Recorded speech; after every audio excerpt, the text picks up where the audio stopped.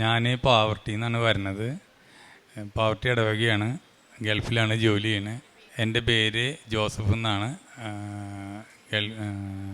2022 സെപ്റ്റംബറിലാണ് ഞാൻ ഉടമ്പടി എടുത്തത്. അതിനുശേഷം എൻ്റെ ജീവിതത്തിലുണ്ടായ കുറേ അനുഭവങ്ങൾ ഞാൻ പറയാം. ആദ്യമായിട്ട് ഒരെണ്ണം പറയാമെന്ന് വെച്ച് കഴിഞ്ഞാൽ, ഞങ്ങളൊരു സ്ഥലം വാങ്ങിയിട്ടുണ്ടായിരുന്നു. വാങ്ങാൻ പൈസ കൊടുത്തു. രജിസ്ട്രേഷന് മുമ്പ് അത് ഞങ്ങളറിയാണ്ട് വേറെ ആളുടെ പേരിൽ രജിസ്റ്റർ ചെയ്തു, വേറെ ടീം.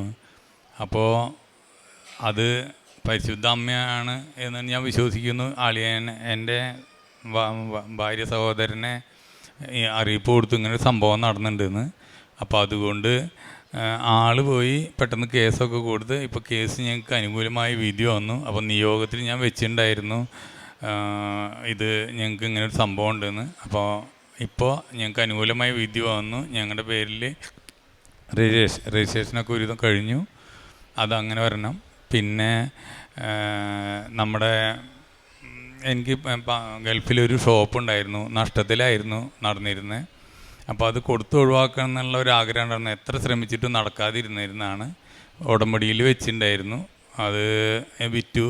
ഇപ്പോൾ കുറച്ച് നാൾ മുമ്പ് ഏറി കഴിഞ്ഞാൽ ഒരു 6 മാസം മുമ്പ് അത് വിറ്റുപോയി. അങ്ങനെ അതൊരെണ്ണം. പിന്നെ അടുത്തത് നമ്മൾ ഉടമ്പടിയിൽ വെച്ചിട്ടുണ്ടായിരുന്നതാണ്. ഒരു കമ്പനിക്ക് എത്ര കൊട്ടേഷൻ കൊടുത്താലും ജോബ് കിട്ടില്ല. എനിക്ക് തിരിച്ചെത്തേണ്ട വർക്കാം. അപ്പോൾ ഇവിടെ നിയോഗം വെച്ചു 1,00,000 രൂപയുടെ മുകളിലുള്ള ഒരു 5 ജോബെങ്കിലും എനിക്ക് കിട്ടണം എന്ന് വിചാരിച്ചിട്ട്. ഒന്നിച്ച് കിട്ടണം എന്നല്ല, ഒരു 5 ജോബെങ്കിലും ആ കമ്പനിയിൽ നിന്ന് കിട്ടണമെന്ന് വിചാരിച്ചിട്ട്. എല്ലാം റിജക്റ്റ് ആകുമായിരുന്നു കൊട്ടേഷനോട്.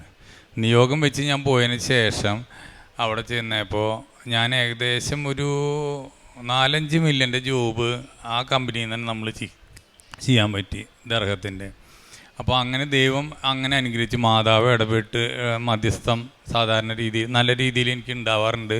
ഇപ്പോൾ ഞാൻ പ്രാർത്ഥിക്കുമ്പോഴായാലും ഇപ്പോൾ മാതാവിനോട് വെറുതെ പറയും, ഇത് മാതാവ് ഇപ്പോൾ ഇവിടെ ഉണ്ടെന്ന് വെച്ചെങ്കിൽ എനിക്ക് മെഴുതിരിയുടെ ഹൈറ്റ്, അതായത് കത്തുന്ന ഹൈറ്റ് നല്ല ഹൈറ്റിലായിട്ട് കാണണം. ഇത്ര ഹൈറ്റിലെങ്കിലും മിനിമം 4 ഇഞ്ച് ഹൈറ്റെങ്കിലും കാണണം, എന്നാലേ ഞാൻ വിശ്വസിക്കുള്ളൂ എന്ന് പറയും. അപ്പോൾ അത് കാണിക്കും. വേണമെങ്കിൽ ഞാൻ ഫോട്ടോ വേണമെങ്കിൽ നിങ്ങൾക്ക് കാണിച്ചു തരാം. എൻ്റെ മൊബൈലിലുണ്ട്. ഇതാണ് സംഭവം. അപ്പോൾ അങ്ങനെ ഈ മെഴുതിരെത്തി പ്രാർത്ഥിക്കുമ്പോൾ അങ്ങനത്തെ കാര്യങ്ങൾ ഉണ്ടാവാറുണ്ട്. പിന്നെ ഞങ്ങൾ ഒരിക്കലും ചിന്തിക്കാൻ പോലും പറ്റാത്തൊരു കാര്യമാണ് എൻ്റെ ജീവിതത്തിൽ ഗൾഫിലൊരു വില്ല വാങ്ങുക എന്നുള്ളത്. പട്ടിണിയും പരോട്ടയും നടന്നിരുന്ന ഞാൻ, അതായത് പെട്രോൾ അടിക്കാൻ പോലും പൈസ ഇല്ലാണ്ട് മുന്നോട്ട് പോയിരുന്ന ഒരാളായിരുന്നു ഒരു 1-2 കൊല്ലം. ശരിക്കും പറയാൻ വെച്ചാൽ ഇന്ന് ദൈവം ലോണാണ് എന്നിരുന്നാൽ പോലും ഗൾഫിലൊരു സ്ഥലം, ഒരു വില്ല എനിക്ക് വാങ്ങി തന്ന് എൻ്റെ പേരിൽ സ്ഥലം കിട്ടി. ദൈവത്തിന് നന്ദി. അതേമാതിരി എൻ്റെ പ്രേക്ഷിത പ്രവർത്തനങ്ങളെന്ന് പറഞ്ഞു കഴിഞ്ഞാൽ, നമ്മളിപ്പോൾ ലുധിയാനയിലൊരു പള്ളി ചോദിച്ചു പണിയാൻ. അപ്പോൾ അത് പണിയാൻ ഇപ്പോൾ നടന്നുകൊണ്ടിരിക്കുന്ന പണി. നമ്മളാണ് ചെയ്യണത്. പിന്നെ മാതിരി പാട്ടിയാലയിൽ ഒരു പള്ളിയുടെ പണി നടക്കുന്നുണ്ട്. അതിൽ നമ്മൾ ഷെയറുള്ളൂ. പിന്നെ വൃദ്ധസാധനത്തിൽ നമ്മൾ പോവാറുണ്ട്, പൈസ കൊടുക്കാറുണ്ട്. പിന്നെ ഗൾഫിൽ പള്ളിയിലേക്ക് പോകാൻ സൗകര്യമില്ലാത്തവർക്ക് വേണ്ടിയിട്ട് ഒരു വണ്ടി മേടിച്ചിട്ടുണ്ട്, ഒരു ബസ് മേടിച്ചിട്ടുണ്ട് ചെറുത്. അപ്പോൾ അതിൽ എല്ലാ ഞായറാഴ്ചയും പള്ളിയിലേക്ക് കൊണ്ടുപോകും. വെള്ളിയാഴ്ച ആയാലും ചിലപ്പോൾ ബുധനാഴ്ചയും ഒക്കെ. നോമ്പ് കാലത്ത് 50 ദിവസം 48 ദിവസം നമുക്കുള്ളൂ കുരിശിൻ്റെ വഴി. അത്രയും ദിവസം അവരെ തന്നെ പള്ളിയിലേക്ക് കൊണ്ടുപോകാൻ സാധിച്ചു. അങ്ങനെയുള്ള പ്രവർത്തനങ്ങൾ നമ്മുടെ ഇതുണ്ട്. പിന്നെ കൂട്ടായ്മയിൽ നല്ല രീതിയിൽ പ്രവർത്തിക്കാറുണ്ട്. ഇതൊക്കെയാണ് എൻ്റെ സാക്ഷ്യം. ദൈവം എപ്പോൾ അമ്മേനെ വിളിച്ച് അമ്മോട് എന്തെങ്കിലും പറഞ്ഞാൽ അപ്പോൾ മുന്നിൽ നമുക്ക് കിരീടം വെച്ച മാതാവ് വെള്ള കളറുള്ളത് എനിക്ക് കാണാറുള്ളത്. ആവശ്യം പറഞ്ഞാൽ എന്തെങ്കിലും പറഞ്ഞാൽ അപ്പോൾ അതിന് ഉത്തരം നമുക്ക് അപ്പോഴേക്കപ്പോൾ തരും. അങ്ങനെ ഒരു വലിയൊരു സാക്ഷിയാണ് എനിക്ക് പറയാനുള്ളത്. പക്ഷേ ആൾക്കാർക്ക് പറയുമ്പോൾ പറയാം നിനക്ക് തോന്നില്ല എന്ന് പറയും. പക്ഷെ എൻ്റെ തോന്നലായാലും എനിക്ക് എന്നോട് പറയുന്ന കാര്യങ്ങൾ നടക്കാറുണ്ട്. എന്തൊക്കെ ഞാൻ ചോദിക്കുന്നു ആ ചോദിക്കണതിന് ഉത്തരം തരുമ്പോൾ ഞാനത് പറഞ്ഞാൽ നടക്കാറുണ്ട്. അതൊന്ന് എന്ന് പറഞ്ഞു കഴിഞ്ഞാൽ, ഇപ്പോൾ നമ്മളിപ്പോൾ ഒരു രോഗീനെ കാണാൻ പോയിട്ട് കണ്ടിട്ട് വരുമ്പോൾ വെറുതെ അവർ ചോദിക്കും അമ്മാമ്മ ഇങ്ങനെ കെടുപ്പാണ്, അല്ലെങ്കിൽ അപ്പാപ്പ ഇങ്ങനെ കെടുപ്പാന്ന് പറയും. അതിന്ന ദിവസത്തിൻ്റെ ഉള്ളിൽ പോട്ടാ, നിങ്ങൾ പ്രാർത്ഥിച്ചോ എന്നും പറയും. ശരിക്കും കറക്റ്റ് ആ ഡേറ്റിനെ ആൾ പോവും. ഞാൻ അപ്പം എൻ്റെ എന്നെ പറഞ്ഞ കളിയൊക്കെ കണിയാന്നാ, തമാശി പറഞ്ഞാണ്, എന്നാലും പോട്ടെ. പിന്നെ അടുത്തത് എന്ന് പറഞ്ഞു കഴിഞ്ഞാൽ, ഇപ്പോൾ ഒരു കൊച്ച് ഗർഭിണിയാണെന്ന് വെച്ചെങ്കിൽ അപ്പോൾ അവരോട് ഇങ്ങനെ വർത്താനം പറഞ്ഞുകൊണ്ടിരിക്കുമ്പോൾ മനസ്സിൽ തോന്നിക്കും പെൺകുട്ടിയാണ് അല്ലെങ്കിൽ ആൺകുട്ടിയാണ്. അപ്പോൾ അത് പറഞ്ഞത് സംഭവിക്കാറുണ്ട്. അപ്പോൾ പരിശുദ്ധ അമ്മ ഇവിടെ മധ്യസ്ഥത്താലാണ് എനിക്ക് ഈ കൃപകളൊക്കെ കിട്ടണമെന്നാണ് ഞാൻ വിശ്വസിക്കുന്നത്. അപ്പോൾ ഇതാണ് എൻ്റെ സാക്ഷ്യം. ദൈവത്തിന് സ്തുതി. പരിശുദ്ധ അമ്മയ്ക്കും യേശുവിനും 1000 അല്ല കോടികൾ നന്ദി പറയുന്നു. കാരണം എന്നെ ഇവിടെ നിർത്താൻ അനുവദിച്ചതിനും ഈ സാക്ഷ്യം പറയാൻ കുറേ കാലം കഴിഞ്ഞ് പിന്നാലെ നടക്കണവരെ ഇന്ന് വന്നാലും പോരാന്ന് പറഞ്ഞിട്ട് പറഞ്ഞു നടക്കും. അപ്പോൾ ഞാൻ പിന്നാലെ തിരിച്ചു പോവും. ഇന്ന് എന്തായാലും പറഞ്ഞില്ല ഞാനും അമ്മയും തമ്മിൽ തെറ്റെന്ന് പറഞ്ഞിട്ടാണ് പോകുന്നുണ്ടായിരുന്നത്.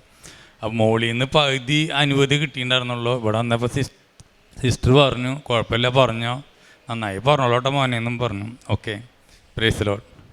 വിശുദ്ധ മാർക്കോസിൻ്റെ സുവിശേഷം 10-ാം അധ്യായം 25 മുതൽ 27 വരെയുള്ള തിരുവചനങ്ങൾ.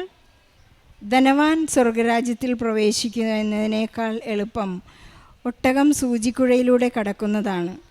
അവർ അത്യന്തം വിസ്മയഭരിതരായി ചോദിച്ചു, അങ്ങനെയെങ്കിൽ രക്ഷപ്പെടാൻ ആർക്ക് കഴിയും? യേശു അവരുടെ നേരെ നോക്കി പറഞ്ഞു, മനുഷ്യന് ഇത് അസാധ്യമാണ്, ദൈവത്തിന് അങ്ങനെയല്ല, അവിടത്തേക്ക് എല്ലാം സാധിക്കും. KP ജോസഫ് എന്ന ഈ സഹോദരൻ്റെ പ്രത്യക്ഷീകരണ സാക്ഷ്യം വളരെ സരളമായ രീതിയിലാണ് അദ്ദേഹം ഇവിടെ പങ്കുവെച്ചതെങ്കിലും വലിയ ഒരു അത്ഭുതങ്ങളുടെ സാക്ഷി കൂടിയാണ് അദ്ദേഹം. അദ്ദേഹത്തിന് പറയാനുള്ള ചില ബുദ്ധിമുട്ടുകളാണ് അദ്ദേഹം ഇവിടെ സാക്ഷി കൂടാരത്തിൽ വന്ന് ഏറ്റു പറഞ്ഞത്. എനിക്ക് പറയാൻ സാധിക്കുന്നില്ല. പക്ഷേ പരിശുദ്ധ അമ്മയുടെ സാമീപ്യത്തിൻ്റെ ഒരു വലിയ സാക്ഷ്യമാണ്. അദ്ദേഹം ഒരു 0 പോയിൻറ്റിൽ നിന്ന് തുടങ്ങിയ ഒരു ജീവിതമാണ്. ഗൾഫിൽ തൻ്റെ വാഹനത്തിൽ പെട്രോൾ അടിക്കാൻ പോലും സാധ്യതയില്ലാതിരുന്ന ഒരു 3 വർഷക്കാലത്തെ സങ്കടം നിറഞ്ഞ ഒരു കാലത്തെക്കുറിച്ച് അദ്ദേഹം വിവരിക്കുകയുണ്ടായി. അവിടെ നിന്ന് ഇവിടെ വന്ന് അദ്ദേഹം യാതൊരു സാധ്യതകളുമില്ലാത്ത സാധ്യതകളുടെ സമയച്ചുരുക്കത്തിൻ്റെ അമ്മയുടെ അടുത്ത് വന്ന് പറഞ്ഞു, എനിക്ക് 1 ലക്ഷം രൂപയുടെ ഒരു ബിസിനസ് ചെയ്യാനുള്ള ഒരു ജോലി അങ്ങ് എനിക്ക് ഈശോയിൽ നിന്ന് വാങ്ങിത്തരണം. ഇന്ന് അദ്ദേഹം പറയുന്നത് ഉടമ്പടിയെടുത്ത് തിരിച്ചു പോയതിനു ശേഷം അദ്ദേഹം പരിശുദ്ധ അമ്മയോട് ഈ ഉടമ്പടിയോട് വളരെയധികം വിശ്വസ്തത പാലിച്ചതുകൊണ്ട് അദ്ദേഹം ഇന്നൊരു മില്യനെയറായി ദൈവം ഉയർത്തിയിരിക്കുകയാണ്. പക്ഷേ പലരും ഇവിടെ വന്ന് സാക്ഷ്യം പറയുമ്പോൾ നമുക്ക് കിട്ടിയതിൻ്റെ കണക്ക് മാത്രമേ ഏറ്റു പറയാറുള്ളൂ. ഞാൻ എന്ത് കൊടുത്തു എന്നുള്ളതിൻ്റെ സാക്ഷ്യം പലരും പറയാറില്ല. പലരും പറയാറുണ്ട്, ഞാൻ ഒരു ബർത്ത്ഡേ ഗിഫ്റ്റ് ചോദിച്ചു, പരിശുദ്ധ അമ്മയുടെ ബർത്ത്ഡേക്ക് എനിക്കൊരു ഗിഫ്റ്റ് തരണം, എൻ്റെ ബർത്ത്ഡേക്ക് എനിക്കൊരു ഗിഫ്റ്റ് തരണം. പക്ഷേ ഇന്ന് KP ജോസഫിന് പറയാനുള്ളത്, ഞാൻ ഈശോയ്ക്ക് എനിക്ക് എത്രമാത്രം കൊടുക്കാൻ സാധിക്കും അത്രമാത്രം. വാഹനം ഗൾഫിൽ തന്നെ അദ്ദേഹം ഒരു ബസ് ഇട്ടിരിക്കുകയാണ്. അവിടെയുള്ള എല്ലാ ക്രിസ്ത്യൻസിനെയും ദേവാലയത്തിലേക്ക് കൊണ്ടുപോകാനും ദിവ്യബലിയിൽ പങ്കെടുപ്പിക്കുവാനുമായുള്ള അങ്ങനെ ഒരുപാട് വലിയ കാര്യങ്ങൾ അദ്ദേഹത്തിന് ചെയ്യാനുള്ള നല്ല മനസ്സിൻ്റെ കൃപ ഈശോ അദ്ദേഹത്തിന് നൽകിയിരിക്കുകയാണ്. പരിശുദ്ധ അമ്മയോട് എന്ത് ചോദിക്കുമ്പോഴും വളരെ വ്യക്തമായ കമ്മ്യൂണിക്കേഷൻ. അമ്മ വെള്ള വസ്ത്രം ധരിച്ചുകൊണ്ട് മുന്നിൽ വന്ന് നിന്നുകൊണ്ട് ചോദിക്കുന്നതിനെല്ലാം വളരെ കൃത്യമായി ഉത്തരം നൽകുന്ന ഒരു സാമീപ്യം, ഒരു കമ്മ്യൂണിക്കേഷൻ പ്രസൻസ് ഈ മകനെ അമ്മ നൽകിക്കൊണ്ടിരിക്കുകയാണ്. എത്ര തന്നെ സങ്കടപ്പെട്ട് അമ്മയോട് ചോദിക്കുന്നത് മറ്റുള്ളവർക്ക് വേണ്ടി എല്ലാം സാധിച്ചു കൊടുക്കുന്ന ഈശോയ്ക്ക് ഗ്രീൻ സിഗ്നൽ കൊടുക്കുന്ന പരിശുദ്ധ അമ്മയുടെ സാമീപ്യം എന്നീ സഹോദരന് ലഭിച്ചുകൊണ്ടിരിക്കുകയാണ്. ഈശോയുടെ ആ ചോദ്യത്തിന്, ശിഷ്യന്മാരുടെ ചോദ്യത്തിന് ഇന്ന് ഈശോ പറയുന്ന മറുപടി അതാണ്. ധനവാൻ സ്വർഗരാജ്യത്തിൽ പ്രവേശിക്കുക സാധ്യമാണോ? ദൈവത്തിന് എല്ലാം സുവിശേഷത്തിൽ വായിക്കുന്ന പോലെ ധനികനായ യുവാവ് എനിക്ക് എന്തെങ്കിലും കുറവുണ്ടോ? ഈ KP ജോസഫ് പറയുന്ന എൻ്റെ കുറവുകളെ നിറവുകളാക്കി തരണമേ എന്നുള്ള വിനീതമായ പ്രാർത്ഥന പരിശുദ്ധ അമ്മയെ പോലെ പ്രാർത്ഥിക്കുന്നു. ഇതാ കർത്താവിൻ്റെ ദാസി, അങ്ങയുടെ വചനം എന്നിൽ നിറവേറട്ടെ എന്ന് പറയുമ്പോൾ ഈശോ അനുഗ്രഹിക്കുന്ന ഒരു വലിയ ശക്തനായവൻ എനിക്ക് വലിയ കാര്യങ്ങൾ ചെയ്തു തന്നിരിക്കുന്നുവെന്ന് അദ്ദേഹത്തിന് ഈ അൾത്താരയിൽ നിന്ന് പറയാൻ സാധിക്കുന്നത് ഈശോയുടെ അനുഗ്രഹം ഒന്ന് മാത്രമാണ്. നമ്മുടെ ഇല്ലായ്മകളിൽ നിന്ന് നാം മറ്റുള്ളവർക്ക് കൊടുക്കുമ്പോൾ, നമ്മുടെ പ്രേക്ഷിത പ്രവർത്തനങ്ങൾ ശക്തമാകുമ്പോൾ, ഈശോയെ പ്രഘോഷിക്കുമ്പോഴെല്ലാം നാം സ്വർഗരാജ്യത്തിന് അർഹരാകും. ഒരു പാത്രം വെള്ളം നീ എൻ്റെ പേരിൽ കൊടുത്തു കഴിഞ്ഞാൽ നീ സ്വർഗരാജ്യത്തിലൊരു സീറ്റ് കിട്ടുമെന്ന് ഈശോ നമുക്ക് ഉറപ്പ് നൽകിയിട്ടുണ്ട്. നമുക്ക് എപ്പോഴും നിത്യതയെ ലക്ഷ്യമാക്കി നമ്മുടെ യാത്രയെ മുന്നോട്ട് വയ്ക്കാം. ഈശോയ്ക്കും പരിശുദ്ധ അമ്മയ്ക്കും ഈ സഹോദരൻ ലഭിച്ച എല്ലാ അനുഗ്രഹങ്ങൾക്കും നന്ദി പറഞ്ഞുകൊണ്ട് നല്ല ഒരു കയ്യടിയോടെ ഈ സാക്ഷ്യം നമുക്ക് സമർപ്പിക്കാം. അത്യപൂർവ ദൈവാനുഭവങ്ങൾ ഇനി നിങ്ങൾക്കും സ്വന്തം.